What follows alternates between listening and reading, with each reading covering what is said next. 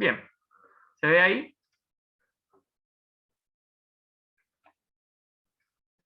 ¿Me escuchan Sí. bien? ¿Se ve? Está bien. Bueno. Bien. Como les había comentado en la clase anterior, vamos a comenzar con la unidad 1 del programa, que tiene que ver con el conocimiento científico. Para eso vamos a comenzar definiendo a qué nos referimos cuando hablamos de ciencia. Lo primero que vamos a decir es que hay muchas definiciones de qué es ciencia. Desde los inicios de la modernidad, el concepto se ha ido modificando y hoy convive como un concepto polisémico. ¿Qué quiere decir polisémico? Poli viene de varios y sémico viene de sentido. Entonces, que es un concepto que tiene varios sentidos o varios significados. A fines explicativos, podemos decir que la ciencia es un modo de conocer la realidad, que utiliza un método que le es propio, que se llama método científico.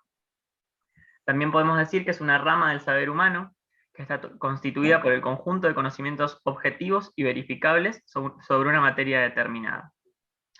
Está caracterizada por la explicación de sus principios y sus causas, la formulación y verificación de hipótesis, la utilización de una metodología adecuada y la sistematización de los conocimientos. ¿Qué es el conocimiento científico? Bueno, si decíamos que la ciencia es un modo de conocer la realidad, el conocimiento científico se trata del conjunto de saberes que se producen a través de este modo de conocer la realidad. Es decir, hablamos del conjunto ordenado, comprobado y sistematizado de saberes que obtenemos de forma metódica y sistemática a partir del estudio, la observación, la experimentación y el análisis de fenómenos o hechos. Para esto se requiere rigurosos procedimientos que dotan los datos y las conclusiones obtenidas de validez, objetividad y universalidad. ¿Cuáles son algunas de las características del conocimiento científico? Bueno, la primera es que el conocimiento es crítico. ¿Qué quiere decir esto? Que cuestiona la realidad y se hace preguntas sobre esa realidad. Toda investigación científica parte de una pregunta por conocer la realidad, ya sea la realidad del mundo social o del mundo natural. Tiene una capacidad descriptiva, explicativa y predictiva. Ahora no nos vamos a meter mucho con los distintos campos de las ciencias, por ejemplo, las distinciones entre ciencias sociales y ciencias naturales, pero sí vamos a decir que hay algunas ciencias que buscan más la descripción y la explicación, y la predicción también. Generalmente pocas ciencias tienen una capacidad predictiva, quiere decir de predecir qué va a pasar. Estas generalmente son más las ciencias naturales o las ciencias duras. Por ejemplo, la meteorología tiene una capacidad predictiva. O sea, los meteorólogos tienen que predecir si el día, a través de una serie de procedimientos científicos, predicen si el día va a estar lluvioso, nublado, si va a haber viento, digamos. Pero, por ejemplo, en las ciencias sociales es mucho más difícil predecir cómo se va a comportar, por ejemplo, el ser humano, o cómo va a ser el devenir de la sociedad. Entonces, generalmente se limitan a la descripción, la explicación y capaz a la comprensión de fenómenos, y no tanto a la predicción. El conocimiento científico también tiene que estar validado por la comunidad científica. ¿Qué quiere decir esto?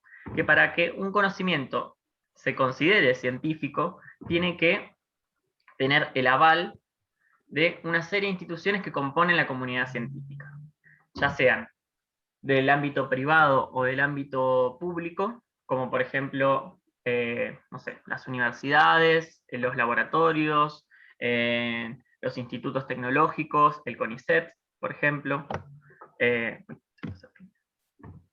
Toda esta serie de instituciones de la ciencia constituyen la comunidad científica. Y para que un conocimiento sea validado, debe pasar por ese tamiz, debe estar acordado por algunas de esas instituciones. ¿Sí?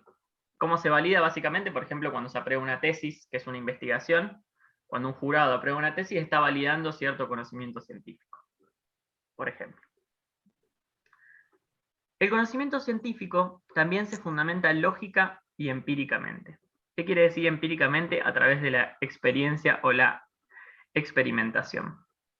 Bien, todo lo que nosotros hacemos tiene que tener una una fundamentación. Hay una razón por la cual nosotros queremos conocer esta realidad, o construimos un objeto de estudio, y tiene que estar fundamentado, tiene que haber un porqué. ¿Bien? Y esa fundamentación lógica tiene que atravesar todo el proceso y tiene que ser comprobable por medio de la experimentación. Ya vamos a ver, quizás en la clase que viene, cuáles son las distintas formas de comprobación que tienen las distintas ciencias. El conocimiento científico también es metódico y sistemático. ¿Qué quiere decir esto? Que tiene un método que va cambiando, que ahora vamos a ver, pero que tiene un procedimiento a seguir. Es procedimental. Uno tiene que seguir una serie de pasos que son distintos dependiendo de desde dónde estemos parados en la ciencia, y tiene que sistematizarlos. ¿Bien? También es comunicable. De la mano de que hay que sistematizar el conocimiento, también es comunicable. ¿Qué quiere decir esto? Que tiene un lenguaje que le es propio, que es preciso, ¿sí? Que no significa que no vaya cambiando con el tiempo, pero que tiene que estar validado por la comunidad científica. Y en esto me voy a detener un segundito porque cuando ustedes tengan que hacer el trabajo final de esta materia, que va a ser un informe, no va a ser una investigación científica rigurosa, sino que va a tener algunas características de una investigación científica. La primera que va a tener es que tiene que ser comunicable en una forma de escritura que es la escritura académica. ¿Sí? Y después, otra de las características del conocimiento científico es que es objetivo o que pretende la objetividad. Bien, ahora les pregunto a ustedes, ¿creen que existen otros tipos de conocimiento? Por ejemplo, la astrología. ¿Es un conocimiento científico? ¿Alguien me puede contestar?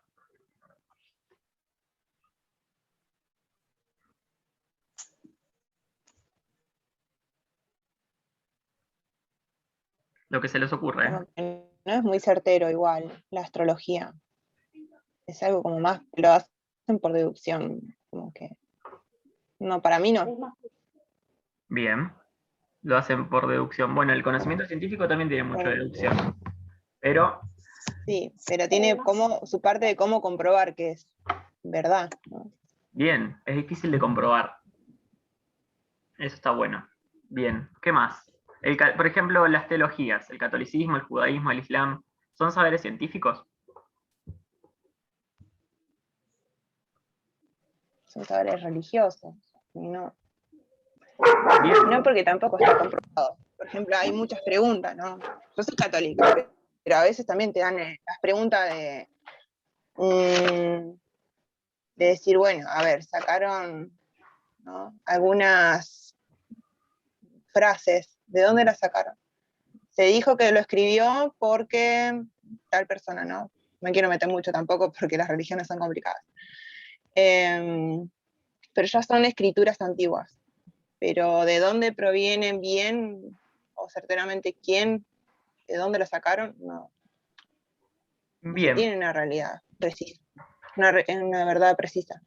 bien. Hay varias cosas ahí que podemos tomar como herramientas para decir que tanto la astrología como la teología no son conocimientos científicos. Eso no quiere decir que no sean saberes válidos para la Por sociedad. ejemplo, ¿Cómo? porque es una religión, pero no está basado en, o sea, solamente en las escrituras, que no se sabe bien quién escribió, quién los dijo, son supuestos. Bien. Acá la idea no es como, digamos, desechar ese tipo de conocimiento, desecharla para nada, sino es que entender esto, que más allá de que sean conocimientos válidos o no, lo que tiene es que no son conocimientos científicos. ¿Por qué no? Porque no cumplen con estas características que les acabábamos de mencionar. Bien, no están comprobados lógica y empíricamente, no tienen un método y una sistematicidad, ¿bien? Y no está validado por la comunidad científica. Entonces, cuando un saber no cumple alguna de estas características que estamos mencionando, no es conocimiento científico. Puede ser otro saber igual de válido, eso quedará como a criterio de cada uno, de cada una, pero para la comunidad científica eso no está validado, no se constituye como un saber científico. ¿Bien?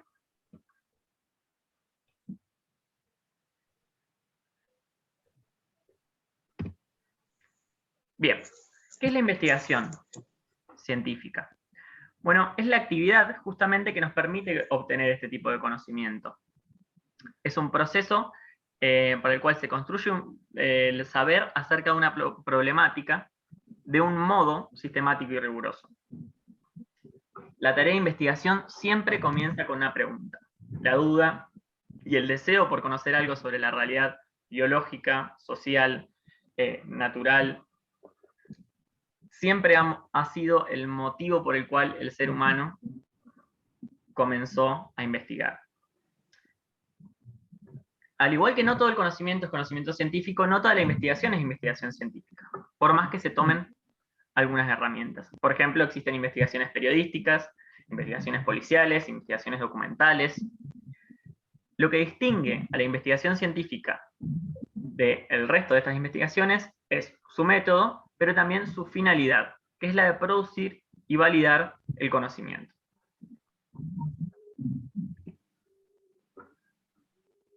Bien, como decíamos, el conocimiento científico tiene un método que le es propio. Eso se trata de un modo de proceder estructurado para lograr el saber. Nos referimos al conjunto de procedimientos que se valen de técnicas o instrumentos para abordar un problema o un conjunto de problemas del conocimiento. Hay diversos métodos, las ciencias sociales, las ciencias naturales tienen su método, las ciencias sociales tienen también sus métodos, que son diversos, y dependen del paradigma o el enfoque del cual se esté observando la realidad.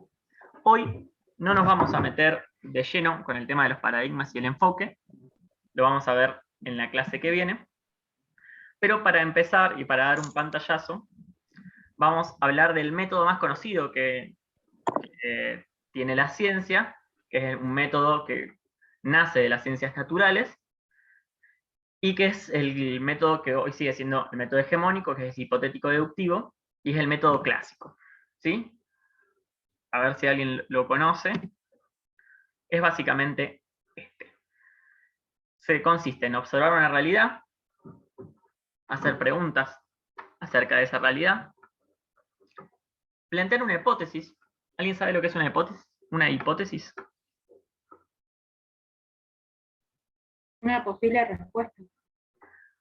Una posible respuesta. Sí, es una posible respuesta. ¿Qué más? ¿Alguien se le ocurre otra definición? Deducir qué puede pasar. Deducir qué puede pasar. Vamos a observar. Bien. Una suposición. Bien, es una suposición. Exactamente, son todas esas cosas que acaban de mencionar. Son suposiciones, son enunciados que nosotros planteamos a partir de esta primera observación y estas primeras preguntas que nos hacemos, ¿qué es lo que puede pasar? Por ejemplo, si estamos analizando un fenómeno en las ciencias naturales, nos vamos a preguntar acerca de cómo se puede comportar. Por ejemplo, nos preguntamos, estamos analizando el COVID, digamos, la variante Delta del COVID en Neuquén. ¿Sí? Entonces, observamos que hay 200 pacientes contagiados y algunos estaban vacunados y otros no estaban vacunados, ¿no? Entonces nos preguntamos, por ejemplo, ¿tuvo secuelas más graves en los pacientes que estaban vacunados o en los pacientes que no estaban vacunados? Bueno, y nuestra hipótesis ahí puede ser que los pacientes que estaban vacunados tuvieron menores secuelas. Bien, es una hipótesis válida, un supuesto que nosotros tenemos sobre esas preguntas que nos hacemos. Entonces, ¿qué hacemos ahí? Experimentamos. ¿Cómo podemos experimentar? Bueno, tratamos de comprobar empíricamente, es decir, a partir de la experiencia. La experimentación o sea, no es solamente esta idea del científico con el tubo de ensayo en el laboratorio. Lo que sí, es cierta, existe, pero hay muchas formas de experimentar. No se habla solamente de esto de combinar un compuesto químico con otro, sino justamente de la experiencia, de comprobar los supuestos que nosotros tenemos, ¿sí? Entonces, ¿cómo podemos hacer? Y, por ejemplo, hacemos un cuestionario, elegimos toda la población, ahora vamos a ver bien algunas cuestiones de los elementos de la investigación, pero por ahora lo vamos a dejar en un plano muy descriptivo. Hacemos un cuestionario a toda la población que tuvo la variante Delta, y los dividimos las respuestas entre los que estaban vacunados y no estaban vacunados. Y resulta, llegamos a la conclusión, de las personas que estaban vacunadas no tuvieron tantas secuelas. Entonces, ¿qué resultados nos arroja eso? Que nuestra hipótesis, que planteamos al principio, era una hipótesis verdadera. ¿Se entiende más o menos el ejemplo? Capaz lo dije un poco rápido. Sí, se entiende. O sea, sería como Sí, es una como hacer recopilación de datos. enunciados. Como hacer enunciado y ver si es verdadero o falso a través de la investigación, la experimentación.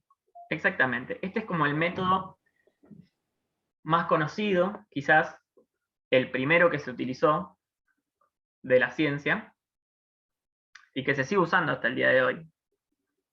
Pero no es el único. Esto igual lo vamos a ver en la clase que viene. Probablemente ahora lleguemos más o menos hasta acá con la clase de hoy. Y también estoy viendo a qué hora se corta el Zoom. Pero bueno, se entiende, por ejemplo, si los resultados nos hubieran dado negativos, o sea, que nuestra hipótesis era falsa, ¿qué se hace? Bueno, o se establece primero que esa hipótesis es falsa, se observa nuevamente, se plantean las preguntas y se realiza otra hipótesis. Esta es la lógica de este método. Y nuevamente se experimenta, nuevamente se llega a una conclusión y nuevamente se llega a un resultado. ¿Se entiende? En las ciencias sociales este método no se utiliza tanto como en las ciencias naturales. ¿Por qué? Porque la realidad es mucho más compleja, mucho menos predecible, porque entra en juego el sentido, porque entra en juego un montón de cosas. Por ejemplo, si nos preguntamos, lo que tiene también su campo de intervención, que es el campo de la instrumentación quirúrgica, dentro de un campo más grande, que es el campo de la salud, es que es un campo interdisciplinario. Está atravesado tanto por la medicina, la biología, la química, como por el campo, por ejemplo, de donde vengo yo, la comunicación, por el campo de la psicología, por el campo del trabajo social, por el campo de las interacciones entre las personas, o sea, de la antropología, de la sociología. Es un campo complejo e interdisciplinario. ¿Sí? Si nos hacemos, por ejemplo, pensamos el mismo tema, por ejemplo, la variante Delta en Neuquén y en las personas, si lo miramos de otro campo, por ejemplo, el campo de la antropología, quizás nos podemos preguntar otra cosa, no si tuvieron o no secuelas esas personas, nos podemos preguntar, no sé, cómo influyó en sus vidas o en su percepción de la realidad el haber transitado el COVID. Y ahí las respuestas van a ser múltiples, y ya no van a poder encasillarse en este método científico. Entonces, vamos a tener que construir otros métodos científicos. De hecho, las ciencias sociales construye otro método científico que requiere mayor flexibilidad para poder explicar todos estos fenómenos, para poder comprenderlo, y separarse de esta forma de entender la realidad muy ligada a las ciencias naturales. ¿Bien? ¿Hasta acá? Sí, profe. ¿Sí? Bueno. Bien. ¿Cuáles son las principales características del método científico? Bueno, la veracidad. Como les decía, cada método tiene sus propias formas también de validarse. El que veíamos recién se verifica básicamente en verdadero o falso, pero si nos preguntamos acerca de los sentidos que la gente le otorga, por ejemplo, al haber transitado una enfermedad, no vamos a poder hablar de esos sentidos son verdaderos o falsos. ¿Sí? Entonces la veracidad pasa a ser la validez, y habla mucho más de si uno utiliza un procedimiento que es correcto o que está validado por las ciencias sociales, que si es verdadero o falso. Esa dicotomía no existe tanto en las ciencias sociales. La confiabilidad esto es muy importante porque también les va a servir para su trabajo de investigación. La confiabilidad tiene que ver con la legitimidad de los datos que nosotros construimos. Y esto es válido para toda la ciencia. ¿Qué quiere decir esto? Por ejemplo, si yo quiero hablar con todos estos pacientes contagiados de la variante Delta de COVID, ¿sí? Y saco la información de un tweet, de un hilo de Twitter que alguien publicó, que no es un periodista, que no es un experto en salud, y ese dato va a ser poco confiable. O va a ser menos confiable que, por ejemplo, si yo lo saco del Ministerio de Salud, por ejemplo, de la provincia de Neuquén o del municipio de Neuquén. ¿Se entiende?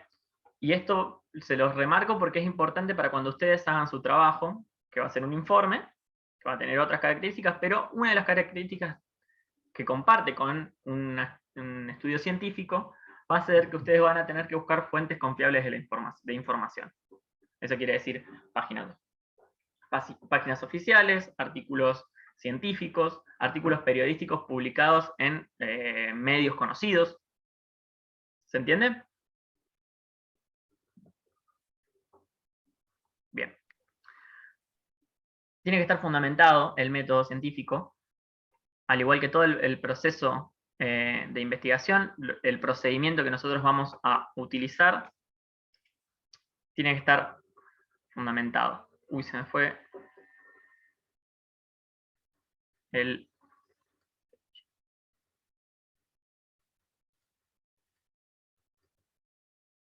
A ver.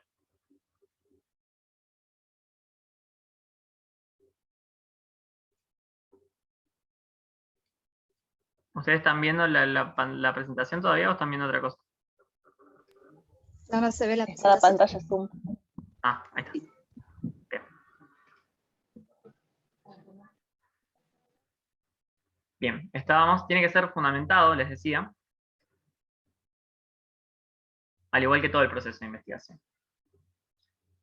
Es sistemático, o sea, ya sea desde el lugar de la ciencia que nos paremos, tiene que tener un orden y una sistematicidad. Es autocorrectivo y moldeable, y sobre todo es histórico.